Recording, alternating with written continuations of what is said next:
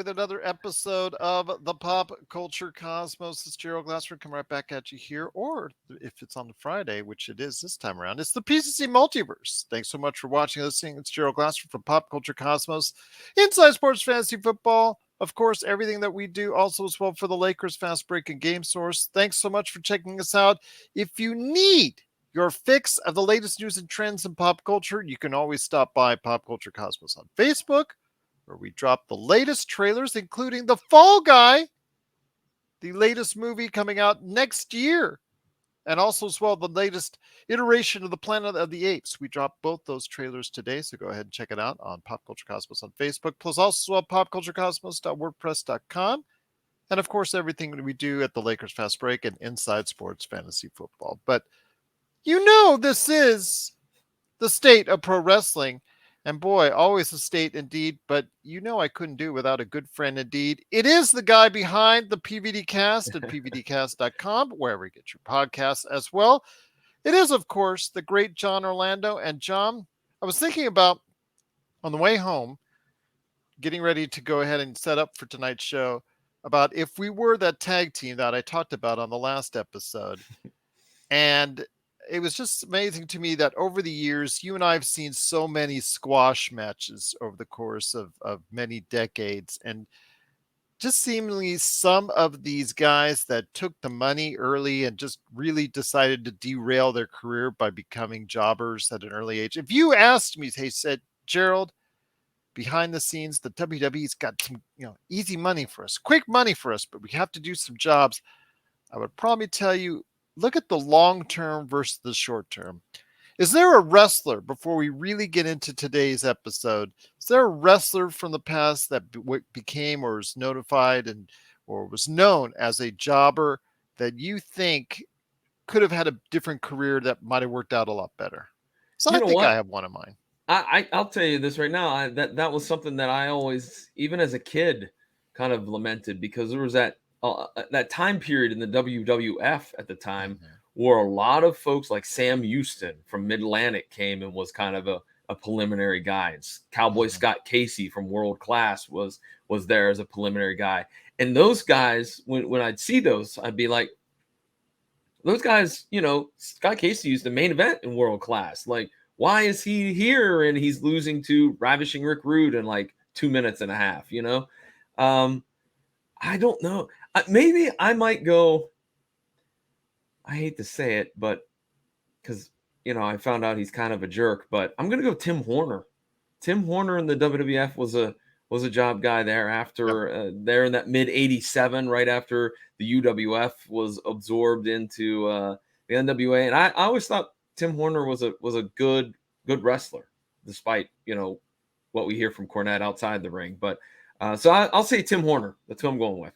Him and Brad Armstrong, they were one Oh, of the last to hold the UWF Tag Team Championships. So I agree with you as far as him being a pretty good guy as far as work rate is concerned. Was not very much in the way of charisma and mic work. So that's probably what held him back and probably led him into the direction that he went in as far as taking the easy money for about a year or two with the mhm. WWF, and it just didn't quite work out after. Maybe Smoky Mountain tried to revive his career with Jim Cornette, but yes, like you talked about, just never really had that going for him once again once he went down that path. My candidate would be Jim Powers. And the reason why Oh, I say this is because I had completely forgot, from the mid 80s, is that one time he decided to go to World Class and stay for a period of time. He actually indicated on camera that he had moved down to Texas to see what's going to go on there, and just seemingly looked like he was someone with a good physique, that had that I don't know, charisma per se, but just generic promo and all that. But just seemed to have a decent look about him. Of course, he and Paul Roma, after getting job for years, finally got together and became the Young Stallions. But that didn't work out long term, as Paul Roma decided he didn't want to deal with Jim Powers. And, if you hear their stuff behind the scenes, they decided to part ways. But it just never really seemed to click for him. And also with fans, they once they see you jobbing, like for instance, Black Bart. Black Bart was a world title holder in world class. yet became a jobber. It just these guys that you thought, okay, they're not really going to be big at the WWE, but why take the money to ruin your career everywhere else? That's a good point. Very good point.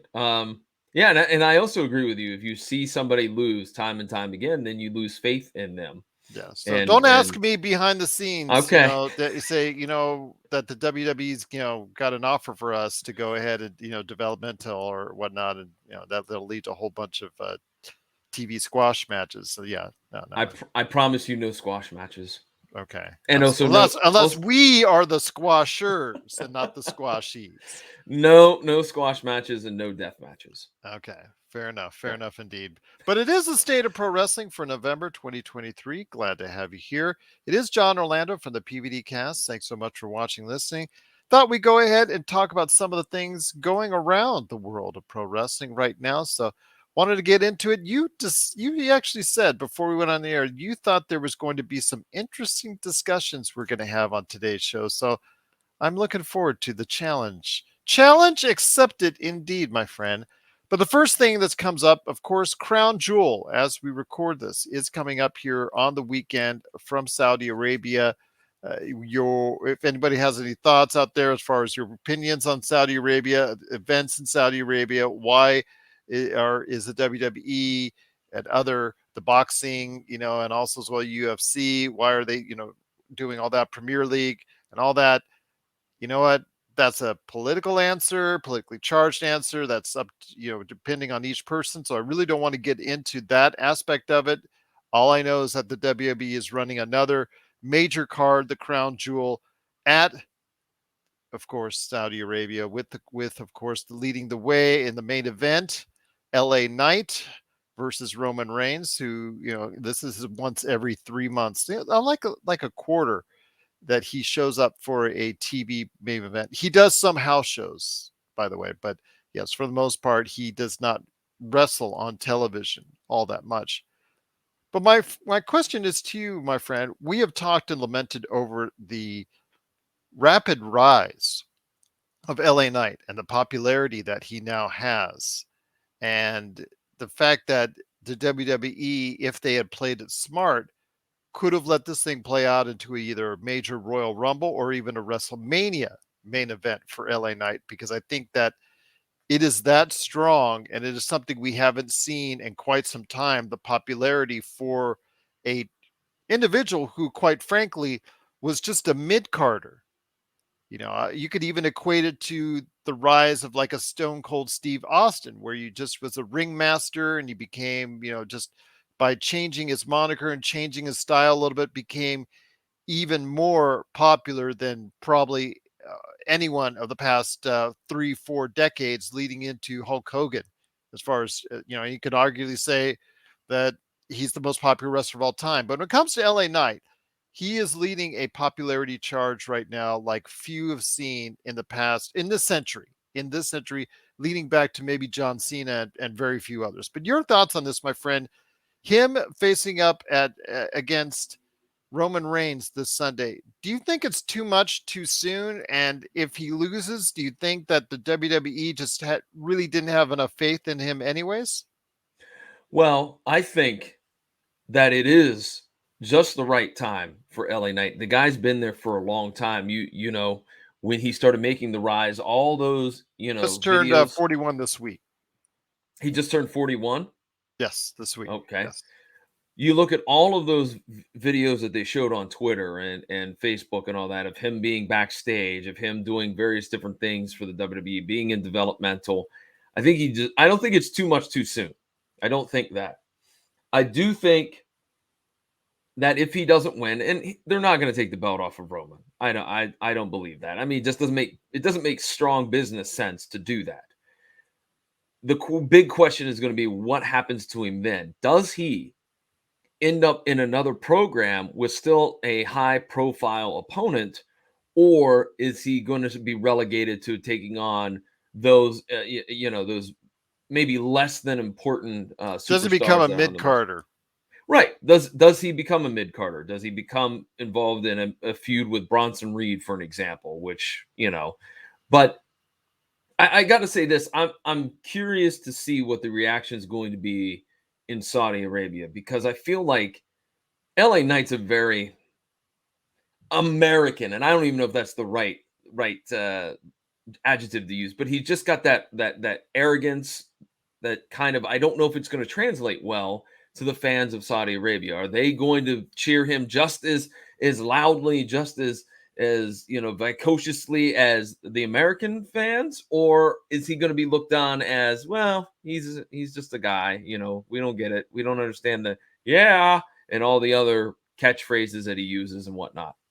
I can tell you that there's a great possibility of that. And the reason why I'm saying so is that in the early days of the rise of LA Knight, one of the viral things that went out there was during the last time the WWE earlier this year was in Saudi Arabia.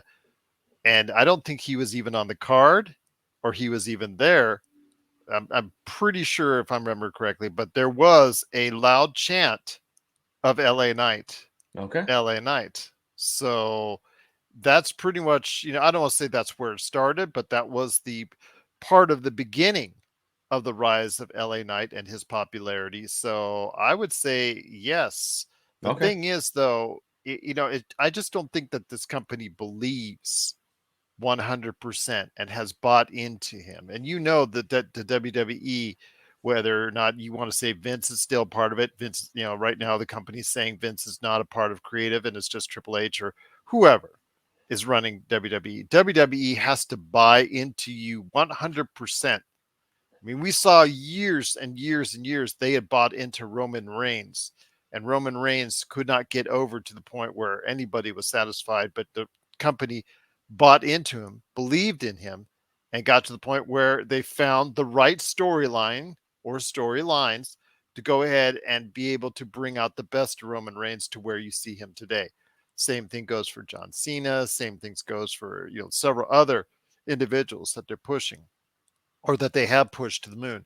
Right now, Cody Rhodes looks like to be the individual that they are saving for a rainy day, that they're trying to go ahead and get to that stratosphere as the next guy. To me at this point in time, what I see as the next guy that they want to go ahead and build the company around. Again, LA Knight for me is someone I don't think is a flash in the pan, but if you book him the wrong way, he could become just that. We've seen what happened with Sami Zayn. Sami Zayn, we talked about earlier this year that we thought he should have won in Montreal because he was absolutely as over as he will ever be in his entire career. He didn't. He subsequently lost, several matches therein, and now can't even find himself on the regular card, has to find himself on the 0 hour, the pre-show now, just to get even in the cards now, especially that he doesn't have the tag titles anymore as well. So I don't know, my friend. I think that this is an opportunity or a big test for LA Knight to create a great match, but I just don't think that this company is 100% behind him. And because of that, that's why they're going to go ahead and set it up where he is just being knocked down the pecking order after this weekend. And that would be a shame if that is indeed what happens. Like I I said, would I have think, I would have waited till at least Royal Rumble if you didn't think you'd really have 100% faith in him, but I would have waited till Royal Rumble personally. well, I wouldn't be surprised, to be honest with you. In my notes, I put down that I could see him, even if he loses Roman Reigns, and even if he is kind of, you know, not in the forefront, let's say for the month of December, he's just doing random matches with random people. Maybe do a redemption story where in the Royal Rumble he ends up winning. Why not Okay. see if that would get a pop from the fans? I don't know. I think that is the biggest question with LA Knight. He's not going to win Saturday in Saudi Arabia. So then what do you do with him? How do you keep him interested?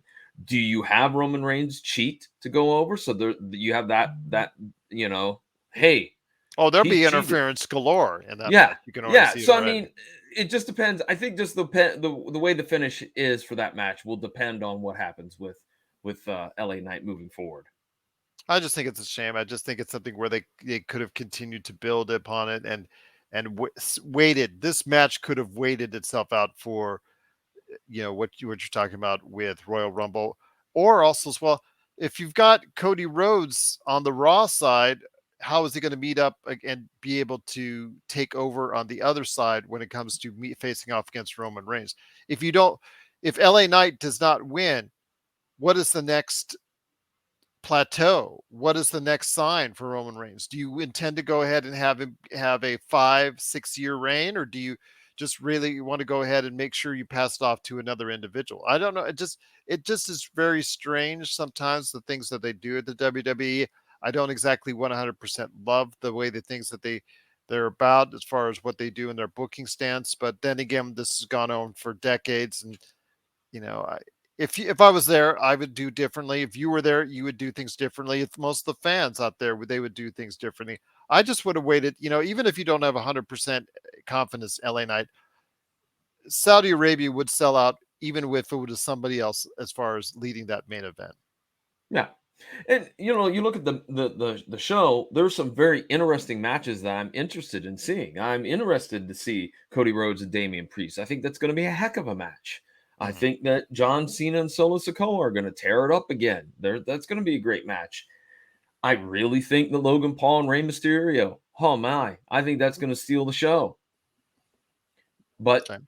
again, if we want to talk about, if you wanted, you have Logan Paul coming back for another one of his appearances, much like Roman Reigns.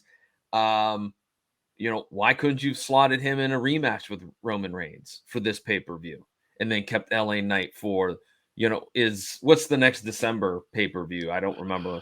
I'm not sure which. I forget. I'll have to look that up. But I think Okay. also then there's one on New Year's, I believe, as Oh, well. that's right. There's New Yeah. Year's. Isn't it called Day One, I Yeah, believe, or something like something? that. Yeah, Yeah. and then of course later in January Royal Rumble. But that the major one would be Royal Rumble. Right. That's probably the next time we see Roman Reigns in the ring. Sure. So But I just think you could have gone that route because you have the built-in storyline. Yes, granted, Logan Paul has taken his heel work to another level, and so you would have heel on heel, so to speak, or heel versus heel. But look, we've been saying it for a very long time that the WWE needs new, fresh blood. We've seen some instances of that, but there's no one fresher than LA Knight right now. And to go in there and lose this weekend, which we're pretty sure he's going to do, it's just a shame. it It's is. just a shame, yeah. But again, they say they know what they're doing. They're going to go ahead and still get the ratings and still get the money and still get all the tickets and still get all the fame, regardless.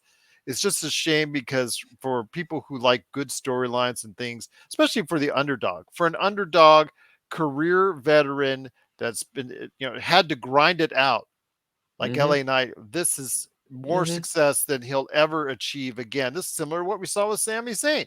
Sami Zayn grinding it out until he gets to the point where he is now super over, and they waste that opportunity. Even with a short title reign, they decided not to do it, and you see where he's back down, back down, back down. And LA Knight, and that if that's the case, that's a lost revenue for the company because he's Oh, generating yes. more revenue than any superstar right now in the WWE.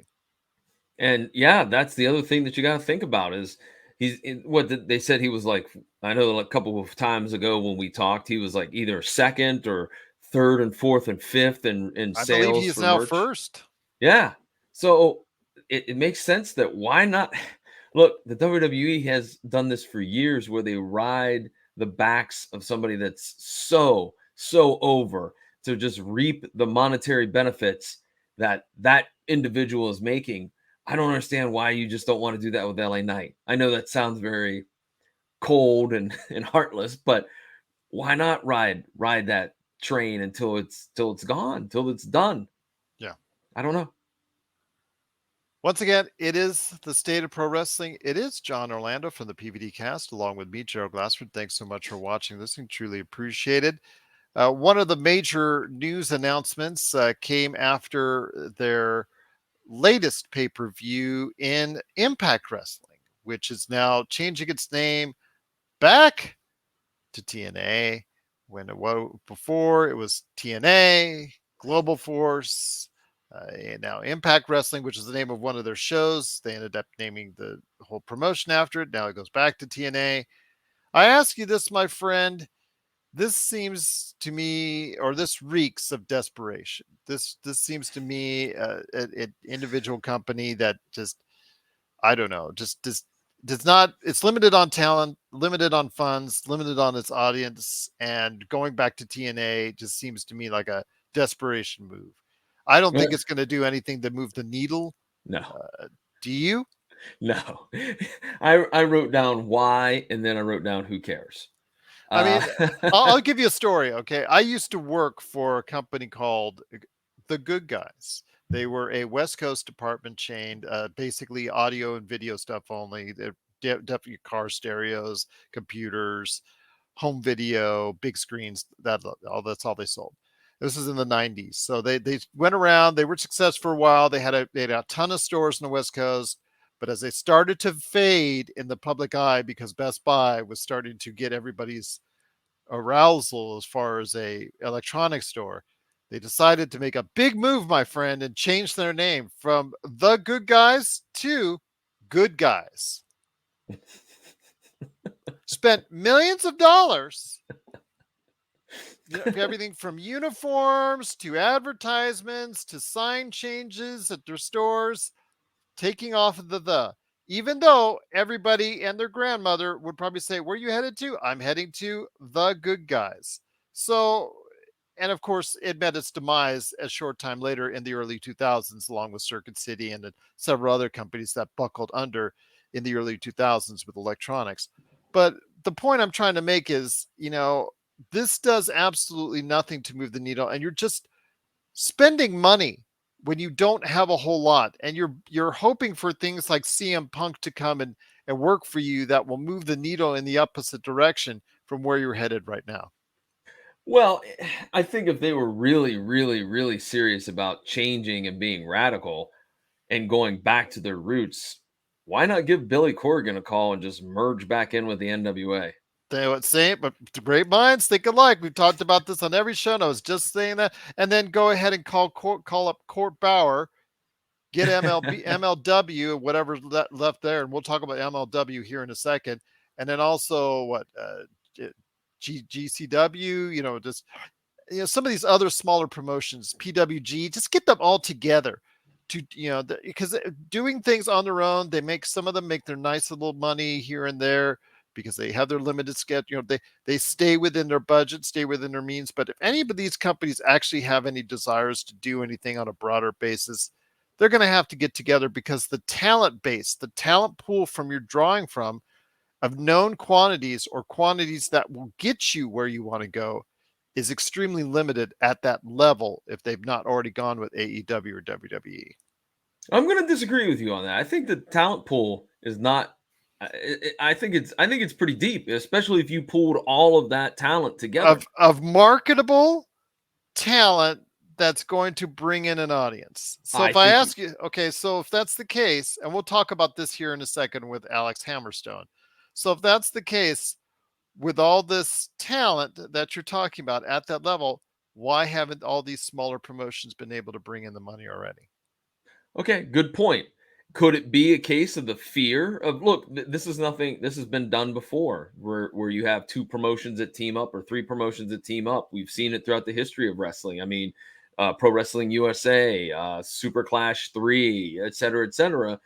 Is it maybe that fear that hey, you're going to lose something to this other company? You're going to lose your It's always about egos. It's yeah. always about egos. Yeah. Well, They it's about always egos and it's about money. And that's what I was getting at is, hey, are you going to lose a little, whatever money you're making, whatever money that might be, you can lose some of that because, maybe you're losing, I don't know, you made $4,000 on the show, but hey, maybe you got to give 10 of that to the other promo. Now you're down to $3,000. And is that really fair enough? And all that, I think all that plays in some of the promoters' heads still that, uh, that it's still cutthroat business when I think if you just approach it and be honest with other people, hey, Court Bauer, for an example, well, this is what we want to do. Are you in or not? are you just living to carry out your suit against the WWE, or actually you trying to run a promotion? That's one of the things I would be asking him. That's something there, because we'll lead this into Alex Hammerstone, who Okay. is one of the few marketable individuals that's out there that's not affiliated with WWE and AEW. He was for a long time the champion in MLW, Major League Wrestling, and recently asked to have his contract avoided, and he wants to leave. But as of yet, Court Bauer has not decided to do that. He's let other wrestlers go out of their contracts in recent days, but has decided not yet to go ahead and do that for Alex Hammerstone, because he realizes, because his contract, I think, is not up for another year or so beyond that.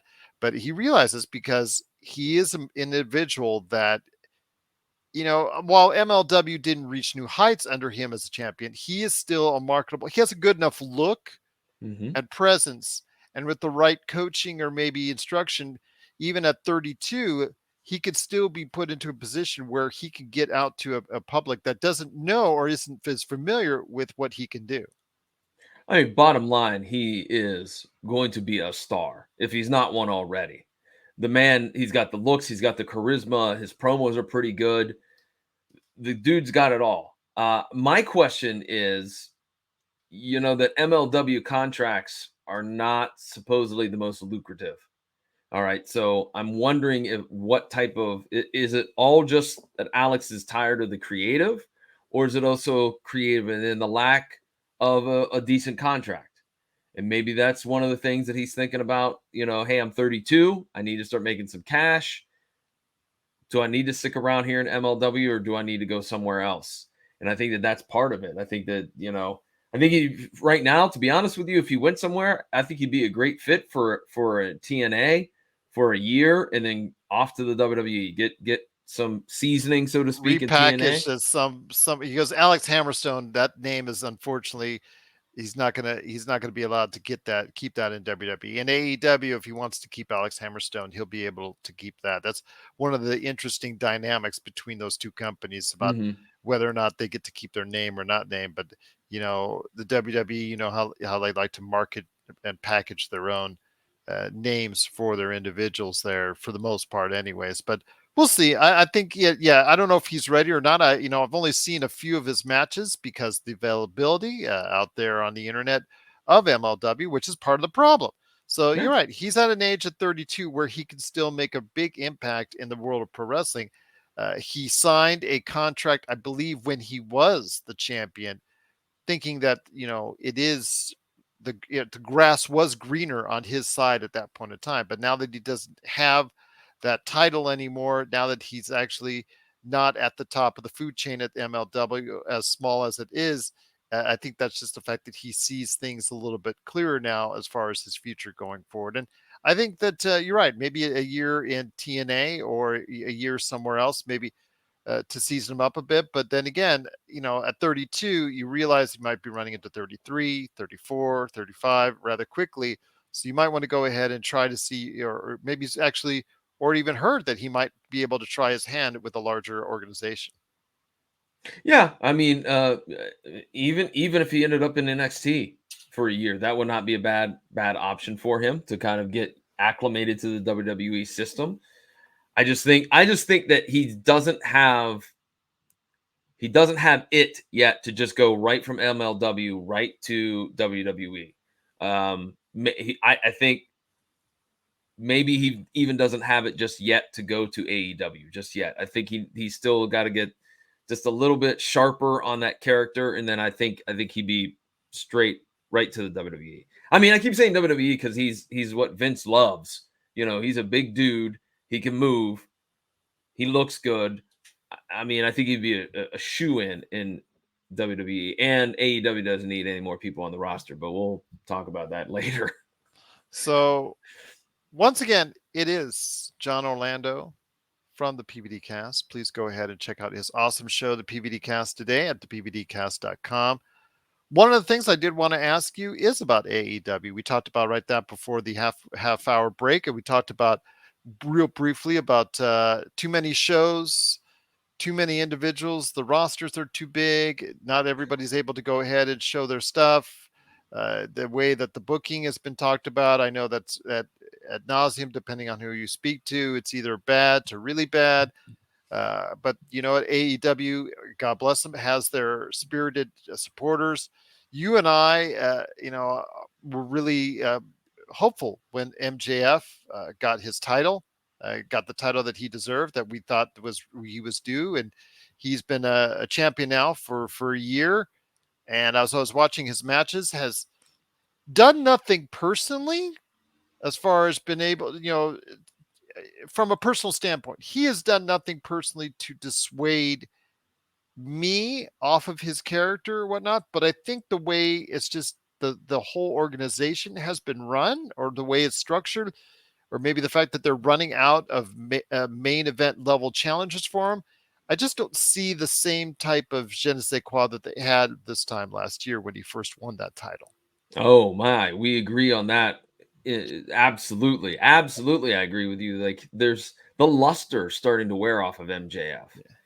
I And miss, that's a shame, because he is yeah. very talented. No one's better on the mic for that company, and the fact is just, he has done so much. I think the fact that they turned him face, Hmm. and the Adam Cole thing, which again was really a very great homage to a great many things, and that worked out for a little while. But I think that on the back end of that, especially after Adam Cole's injury, it has not worked favorably for MJF, as far as him being held and thought of strong as far as the character. And now he just recently had to go ahead on an episode of Dynamite, do a job to try and build up a match at the LA Forum coming up here, not to do this in future, against Jay White. Jay White, who's a New Japan superstar, really is not known by the American public outside of AEW. So tell me your thoughts on this. It just really seems like MJF is someone who is it's just biding his time, doing the best he can, but with the company and the situations that are around him, is really not working in his favor. No, it's not working. He's stuck in neutral, to It use seems that like it. term. Yeah, Yeah, I he's agree. just he, turning him babyface was fine when he had Adam Cole, but the minute that we find out that Cole is not going to be back, because how long is Adam Cole out? He had surgery. That was a bad leg injury. Yeah, so It's he's months, he's out several like months. 8 or 9 months. I thought I Yeah, read. yeah. I think it was they put screws in. It's a broken leg. I think it's yeah. It's pretty bad. It's pretty bad. So Automatically, you should have done AEW. You should have done the easy thing and have MJF come out and turn heel, because he's good enough. He can pull it off without any problems. I used to love when he say, "Okay, I'm gonna beat you with a arm drag and pin you with an arm drag," and he would go out and find a way to cheat well enough to where his final move would be the arm drag or simple maneuver hip toss in order to go ahead and get the victory. I loved that. I love that aspect of it. That's something you don't see that he brings, and it just they're getting away from that, and I think that Hmm. really hurts. Now they're trying to make him the sympathetic baby face, and it's just it's it's not there. People love him anyways as the devil, the bad guy, the heel, whatever you want to say his character is. They love him as that guy that's willing to pull out all the stops to get the victory. And then we also go to the booking aspect of things. They haven't found a way with Adam Cole being gone. They haven't figured out a way. They didn't have anybody waiting. They didn't. There's 122 male competitors on the AEW roster. I looked it up yesterday. Oh dear God. 122. You can't find two or three that are believable enough to be a strong challenger for MJF that could be waiting in the wings. Instead, you waited and waited and waited, and oh, we'll just keep him as a baby face, and he can go out there and try to win the sympathy of the fans. Which, again, he's doing that, but it's not the same. It's just not the same. There's, as I said, the luster's falling off of MJF at this time. I think a part of the reason is because of CM Punk. If the history books for AEW will be written, I think that letting CM Punk go for this type of situation, I'm not going to say he's 100% in the right. I'm not going to say he's 100% in the wrong in regards to that situation. It was regarding a safety issue. Did he handle it in the proper way? No.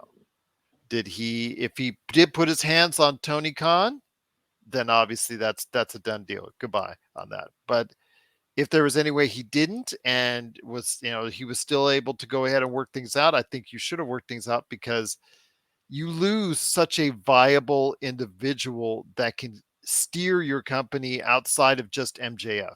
Because Chris Jericho is no longer the Mm-mm. Chris Jericho when he first came into AEW. That luster and that shine is gone. No matter how much you try to redress it. You just had Kenny Omega get beat by MJF in the middle of the ring, 1, 2, 3 on Saturday night on Collision, instead of waiting for that and utilizing that on a pay-per-view. Well, you already went down that road. And Kenny Omega, once the guy that was considered the best worker on the planet, is now just really good wrestler. Mediocre. He's mediocre. Yeah. So that's a shame, because he has so much to bring and so much talent there. Bryan Danielson, he keeps getting hurt. Now you've got Adam Copeland, aka Edge, in the fray now, but he is obviously intertwined right now with a situation angle with his former friend, former partner, even though they're still best friends in real life, Christian Cage, which I enjoy, which is the true only aspect of AEW I am truly enjoying. But the fact is, I don't know how far that gets you. That's not right now portrayed as main event stuff. Oh, I agree. And Although it is very entertaining. oh, it is. Christian Cage is Cage. Cage is their best non MJF heel right now at this point. Absolutely. I just feel like when Adam Copeland came over, when Edge came over, just it's another WWE guy. That's to me, I don't see anybody none of my friends were like, "Oh my god, this changes everything." Oh, it's Edge. Okay, cool. Yeah, that was the He didn't reaction. have the same, pardon the pun, impact that CM Punk did when Right. he came back to Right. AEW. And Right. obviously the numbers reflected that. Absolutely. And again, I just had they waited and had Edge in a couple of years, maybe things would have been different. But then that's a couple of years down the road, and you don't know how his body's going to hold up. I don't know. It baffles me that they can't figure this out. It's really not that hard. It really truly isn't AEW. And the WWE could be really cold and just replay the finish of the WrestleMania where Roman Reigns dragged over Bryan Danielson and pinned both him and Edge at the same time. 1, 2, 3, right there in the middle ring. If you remember that, Hmm. when he beat both of them single handedly. If you're really cold, you would just replay that video, or you put that on a loop, or at the start of your show, you would just put that on just to remind people about that. But that would just be, like I said, uh, between the nastiness between those two companies. But this leads me into my question in regards to All Elite Wrestling. They have 3 shows right now that they have to cater to. And you said 122 male stars, not even including the female stars in the female division, which I feel they have underserved continuously from day one. But that's another argument. That's another not even discussion that we can have. That's something we could talk about at another day for another show. But 122 male wrestlers, and you have 3 major shows a week that you got to cater to on Wednesday, Friday, and Saturday, with Dynamite, Collision, and Rampage. And to me, that right now, for what we're seeing with the ratings and the burnout and the response from the fans, it's just too much. It is absolutely too much. There are 34 women on the roster, women wrestlers. Mhm. That's not counting managers or anything else. They have too many shows because they have too much talent, and now they want to start doing monthly pay-per-views on HBO Max. That was a rumor a few weeks ago. Mhm. If you do, like, you can't build a pay-per-view with these 3 shows now, and a pay-per-view that is, out there on Bleacher Report or Fight or whatever it's on. I don't remember. You can't build it with this 3-show setup with 150 some odd people on the roster. What do you think when you go to Max? It's just going to be more of compounding the problem. Now you have essentially 4 shows, and you still are going to have people that you have no idea they're still on the roster, you might say. they have to trim this. They have to trim this roster. That's the bottom line. They have to do that first before they even attempt to try to trim down the TV outlets, or excuse me, the Uh, TV product. but they have to. They need to go ahead and get rid of the Friday show. I think that Yes, Friday show is the first thing that's got to go. I haven't watched it in months. I can't even tell you. Like, I think it would have been June or July was the last time I watched it. And they now have no one to really front the Saturday show on a regular basis, because Saturday started off as a CM Punk show, and it served them well in the beginning. But obviously, since he's gone, they've not been able to recreate that again with anyone else. Adam Copeland, he has just not been able to draw as much interest, even with an enticing and intriguing, entertaining feud with Christian Cage. It's just seemingly like, again, like you talked about, a old WWE guy coming in there trying to go ahead and get a last hurrah. Hmm. And the fans, I don't know. I assume that the fans are buying it, but then you find that their attendance is way down. So you're like, well, maybe they're not buying it. Maybe they're not excited to see Edge. Maybe they're not excited about MJF's babyface run or this or that, because the proof is in the pudding that people aren't showing up to these events. So, Well, yeah, I just, again, it's going to be very interesting to see what's going on with AEW, how they continue to lay things out. I think when it, just like LA Knight, is it too much too soon? I think the same thing could have been said for AEW, and they're now. And I know we're hard on AEW because there are some really good things to like about All Elite Wrestling.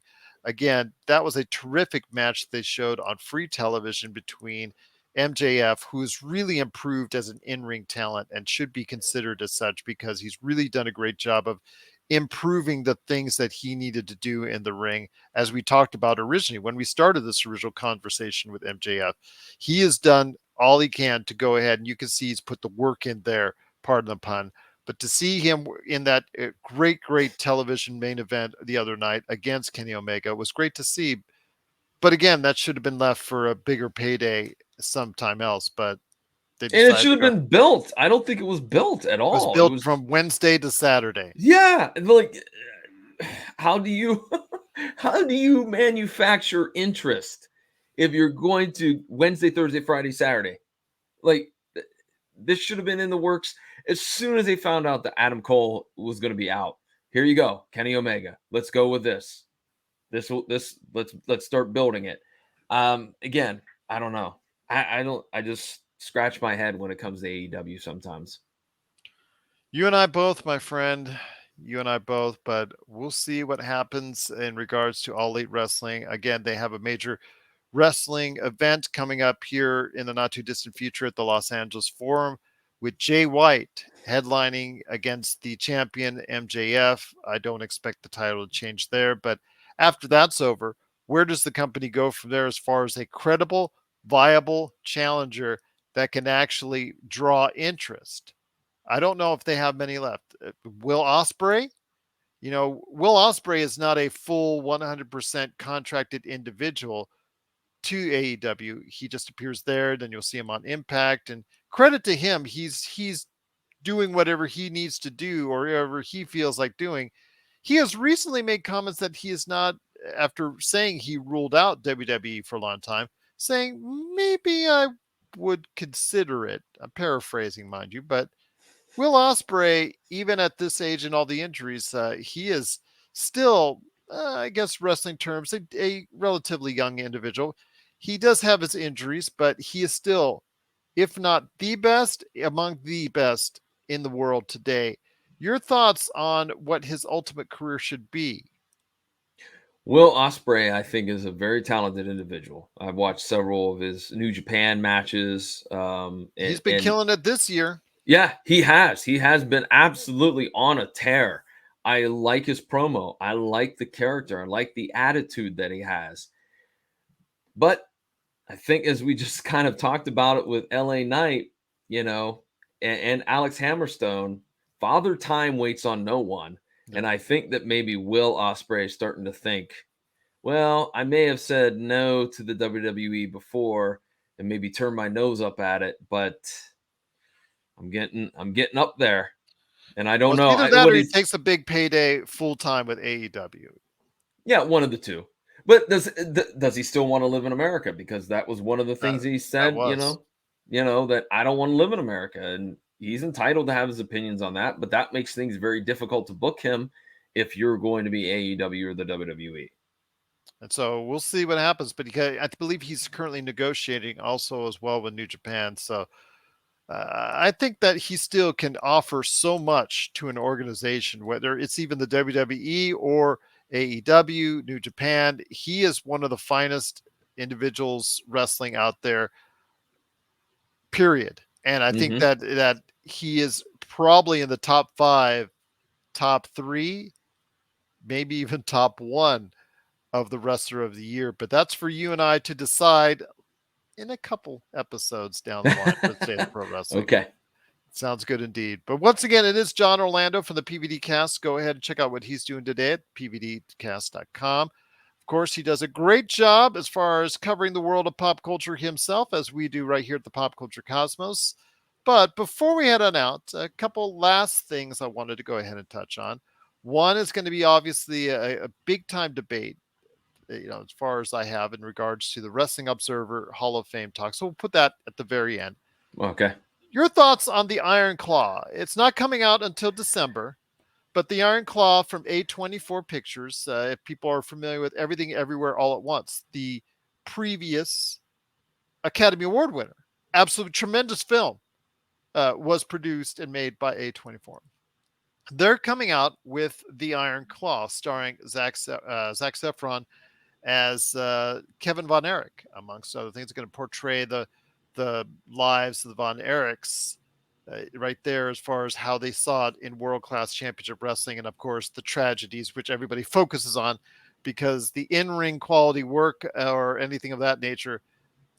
Uh, I don't want to say too much because I'll get a lot of heat on me if I say anything about that. Because I saw the Von Erichs for years and years on my television screen each week on the world class. So I could say I probably have a fair and unbiased opinion on the Von Erichs quality of wrestling, or what they brought to the industry. Their history should never be disregarded, but the tragedy should also never be forgotten as well. So your thoughts on the Iron Claw? I'm not exactly thrilled with what I saw as the portrayals, and hearing that MJF is also appearing as Lance Von Erich in a smaller role kind of befuddled me, because if you watched Lance Von Erich, if you watched Kevin Von Erich, David Von Erich, and Kerry Von Erich, you realize that they were different in many ways as far as how they approached wrestling, and how they were perceived and shown off in the wrestling hemisphere.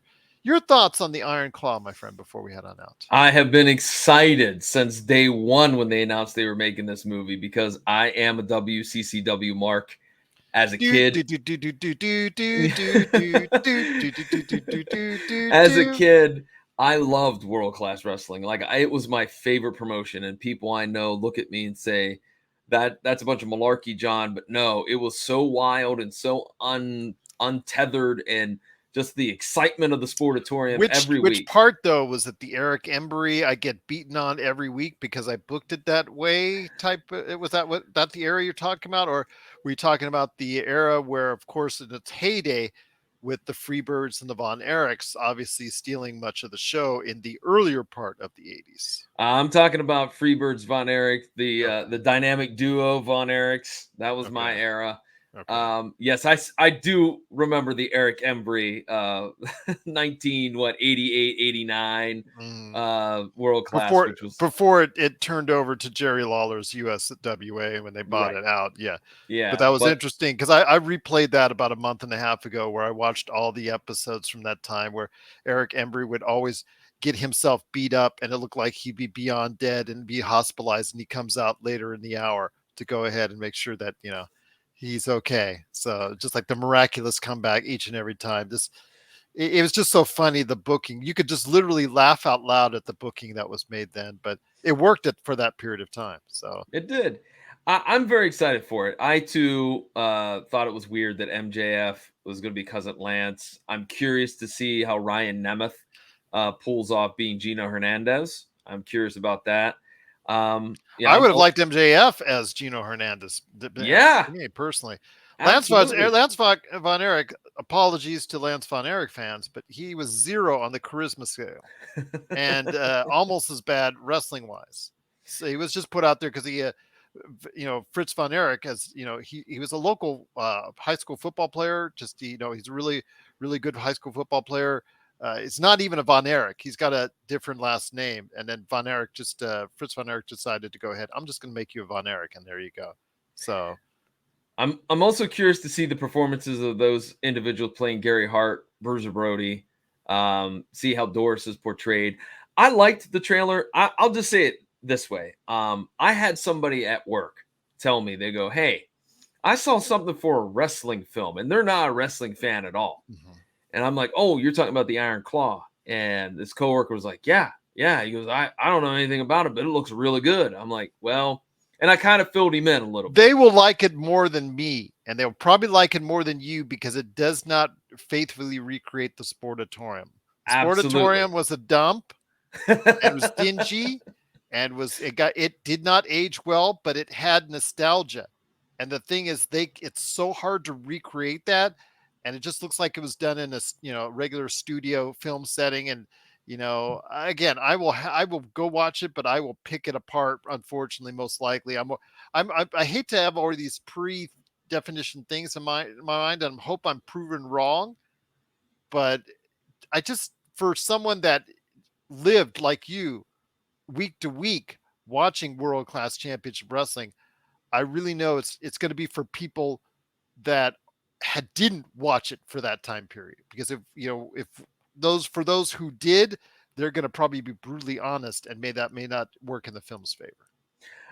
I'm excited. Like I said, I started off saying I'm that. glad I'm still that excited. pleases me that you are excited. I want to see it. And maybe in January, I'll I'm be very like, nervous. yeah, I was going to say, maybe in January when we reconvene and I've seen it, because I think it comes out December 22nd. Yeah, it's And for Academy Award. Where you have to do it you have to show it off by Christmas in New York and LA in order to be eligible for the Academy Awards. okay, so when we get back together in January, hopefully I'll still be very, very jazzed about it and be like, yes, it was great.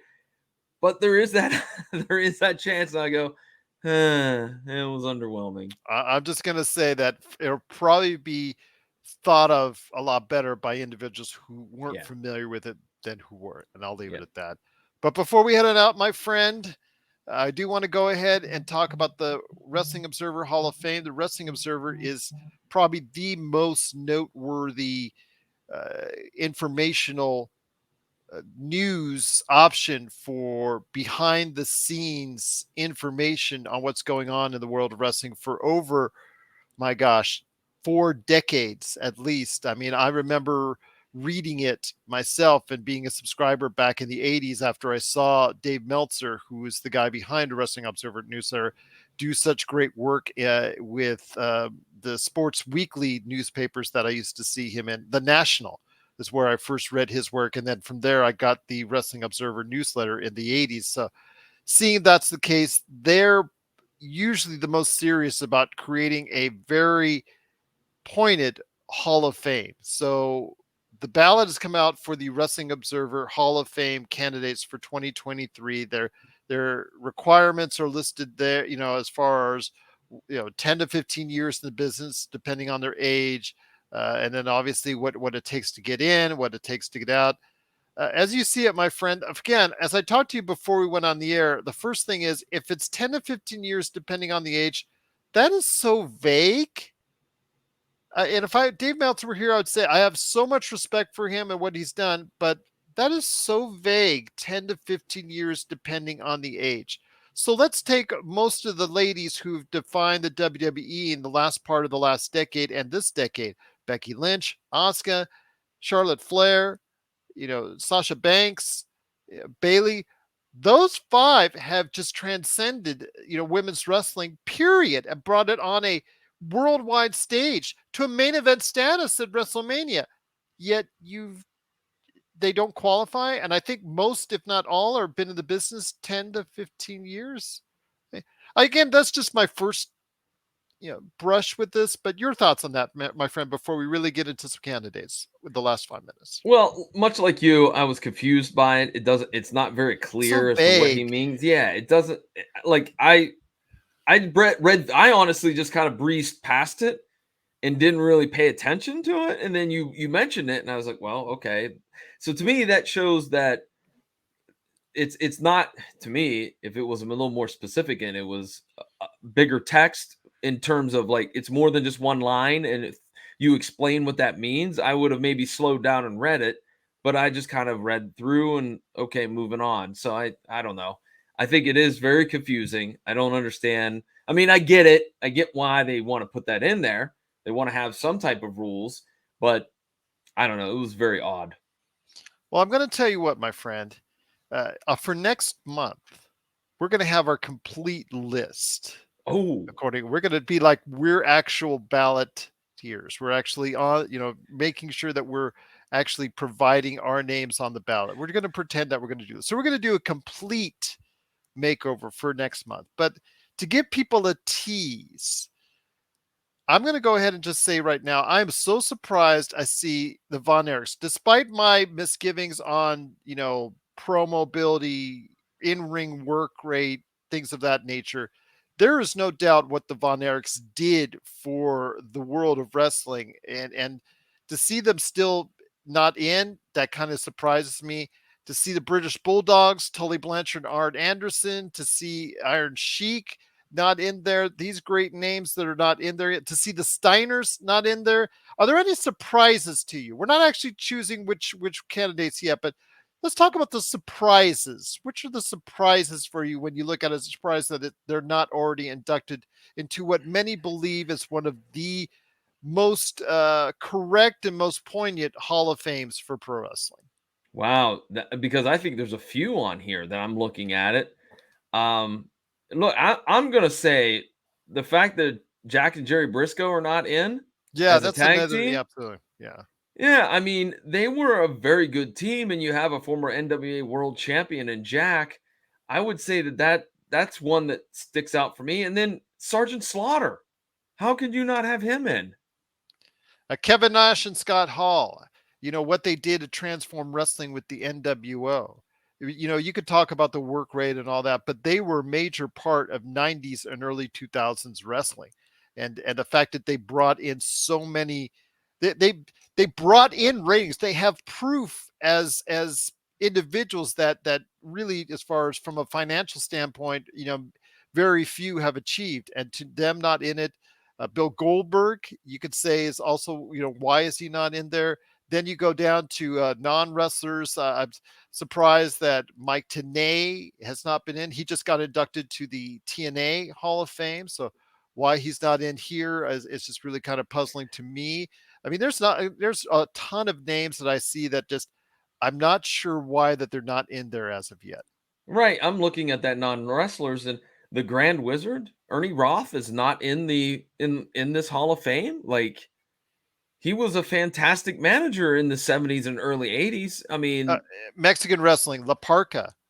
La Parca yeah. is a great name that's known worldwide.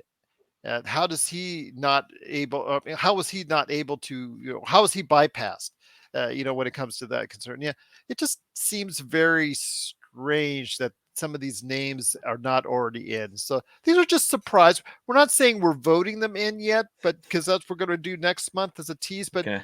these are just names that are surprising to me. Are they not to you? Some of them, yes, especially Sergeant Slaughter. Think about the crossover they had with the GI Joe toys, and I mean, he's people know who he is, whether they are big time wrestling fans, casual wrestling fans, or not even wrestling fans. They Yeah. recognize Sergeant Slaughter. So I just can't wrap my mind around why he's not in that Hall of Fame. But I tell you what, my friend, it's been a great episode. You've been tremendous as always. You're carrying me through this, even though the WWE is still knocking on the door, asking us to do squash matches on the next set of television tapings. But before we head on out, do the hard pitch, my friend. What's Okay. going on at the PVD cast? Well, the PVD cast is available at pvdcast.com and available through all those major podcasting outlets. This episode that is up right now is a really fun episode. It is a episode that doesn't break kayfabe. Whoop, I think I just broke kayfabe. But Elk, a great wrestler out of Michigan, who is a caveman from another galaxy. He sits down with me as well as his two friends, Kyle and Dylan. They have a comic book called Elk, and it's all about him and his mighty wild adventures that he loves to tell. And it was just a lot of fun. And, I think if you want to just have a fun listen and you don't want to think too much about it, because it is hokey, it is cheesy, but it was a lot of fun. And we highlight the project, the Elk comic book, and all of the other projects that those guys, Kyle and Dylan, did through Three Wise Men Media. So definitely check that out. And again, pvdcast.com. And I've enjoyed being here as always, Gerald. I always look forward to these talks. I appreciate it. As do I, my friend. It's one of my favorite episodes each and every month. I know next month we're going to be talking about everything going on, setting up for the pay-per-views for the end of the year and beginning of the year with Royal Rumble and all that. We will not discuss our wrestlers of the year until the January episode. Okay. Just want to Sounds make good. sure that that's clarified for everybody out there. I think, of course, next month we'll talk about the Wrestling Observer Hall of Fame. We'll talk about who we want in, who we think should be out, and so much more. But John, truly appreciate you stopping by. Looking forward to another great opportunity to get in the ring with you, my friend. Going ahead, I'm holding on to the tag rope, reaching out for the tag. Hopefully you'll go ahead and tag me in. There you go. Tag me in. All right. I'm a house of fire. I'm a house of fire now. I'm roaring. I got that baby face fire right there going at it. I'm going to go ahead and get those heels. But this time I will tell you, it's been great having you on the show. Looking forward to another great tag team match for us next month right here at the State of Pro Wrestling and, of course, the Pop Culture Cosmos.